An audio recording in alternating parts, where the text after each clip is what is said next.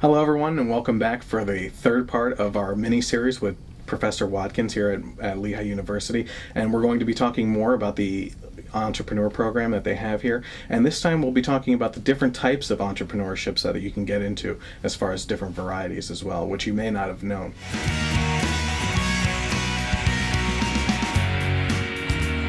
So, Professor Watkins, why don't you tell us about, we had talked about briefly the last time, the social entrepreneur that went over into Africa and did the water supply stuff, and we've talked about the product side as an entrepreneur doing the different things with that. Why don't you tell us a little bit more about just the wide range of entrepreneurships that people can get themselves into? Yeah, so I'm really glad you asked that question about the different types of entrepreneurships there are, because one of the issues that I struggle with as a faculty member trying to help young people do entrepreneurship is that many students that I think probably would be entrepreneurial in a different part of life that's not Bill Gates technology startup company kind of space don't think of themselves as entrepreneurial, because if you're trying to start a Montessori school, or if you're trying to start a health program for a local community, help babies get over some cancer issues or whatever, or if you're trying to create an arts organization or a festival, a summer jazz festival in your community, those are all very entrepreneurial problems, in the sense that what separates a successful entrepreneur from everybody else is that not only do they have an idea, but they manage to develop an organization and get resources and apply it and get a sustainable thing off the ground. Mm-hmm. Anybody can sort of organize a once-off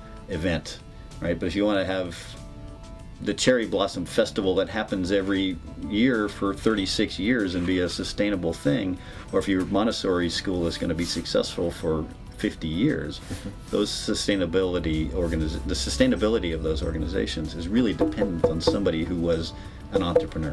Whether or not they called themselves an entrepreneur, it was an entrepreneurial process. So if you're starting an arts organization, that's an entrepreneur in the way I think of it. Okay. So what we had been talking about before in the other mini-series part was that there's all these resources available to someone. I mean, you're literally surrounded in your community almost by all these different resources to get started with this kind of stuff. Networking, though, is something that I think is very important to people to understand. And why don't you explain, as an entrepreneur going through these programs, why is networking so important? That's a really great question. I think that the naive view of entrepreneurs is that they have an idea, they go get a bunch of venture capital, and they launch a business. And the reality, I think, is quite different. That venture capital is at the end of the process, and for many organizations isn't even an option or isn't relevant, right? It's only a few percent that pursue that. And what an entrepreneur really needs is help, and when he doesn't have any resources, right? And the best entrepreneurs figure out how to find that help. How do you find help? You start talking to people. Hey, I got this issue, I get this idea. Do you know anybody who knows anything about this? You know anybody who's interested in this stuff?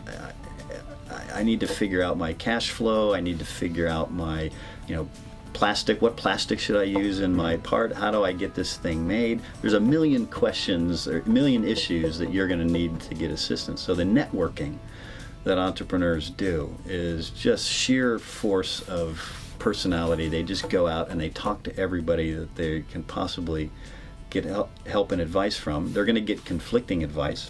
One guy's going to say one thing, one woman's going to say something else, and you need to sort of sort through that. But at every opportunity, they're out talking to people, and so it's really critical to find ways to just knock on doors, go to events.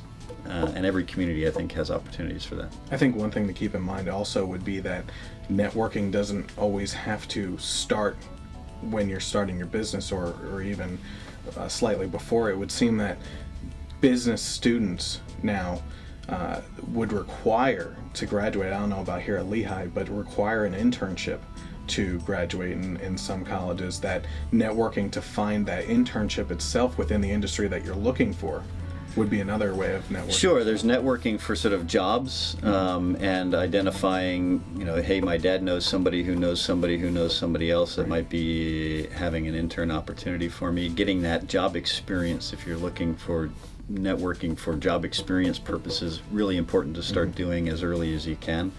I think the students who get the most interesting internships often find them not because they looked in some newspaper, but because they knew somebody who kind of had an opening. And there's nothing wrong with that, no shame in asking for that. And the more entrepreneurial networking is just knowing people who can maybe help you find resources or help you answer a question or give you some advice.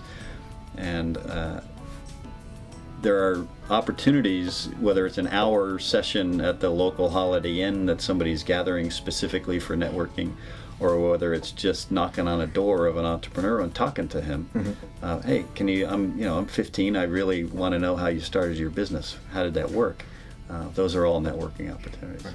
And I think that they would find it almost very interesting and stop for a moment because they are fascinated with the process. That's the beauty of entrepreneurs, is that they love to help other entrepreneurs. Right. Most entrepreneurs that I know are quite willing to give back, and give back willingly.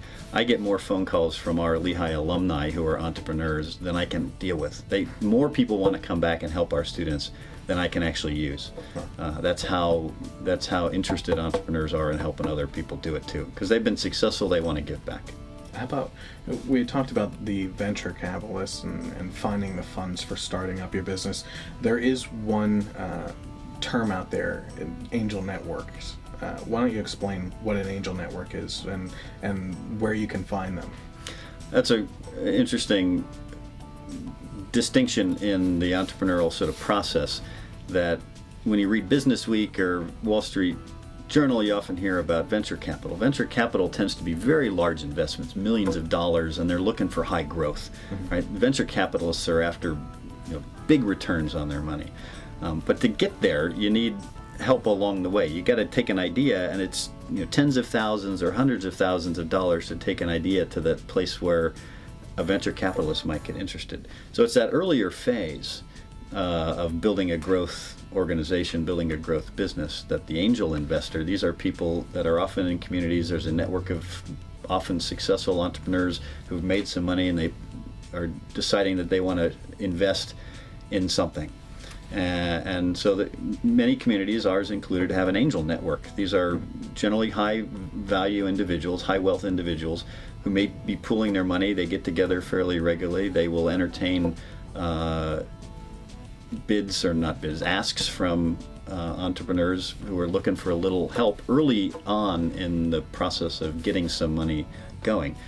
The angels are looking for a return on their money, but they're much earlier in the process. Right, and obviously the people that would go to these networks, the most important thing to them to present would be the business plan then, so that they can evaluate whether they're going to invest in that particular Great question. So the business model, I think what the compelling story of the business and how you're going to extract resources and value from that business, that's the business model, as opposed to the details of the business plan. That's what they're really going to gravitate to. They want to know, what's the idea here, and what's the value that you're creating for somebody, and how you're going to do it. So they invest in partly the business idea, but most investors that you talk to at this level, they invest as much or more in the people.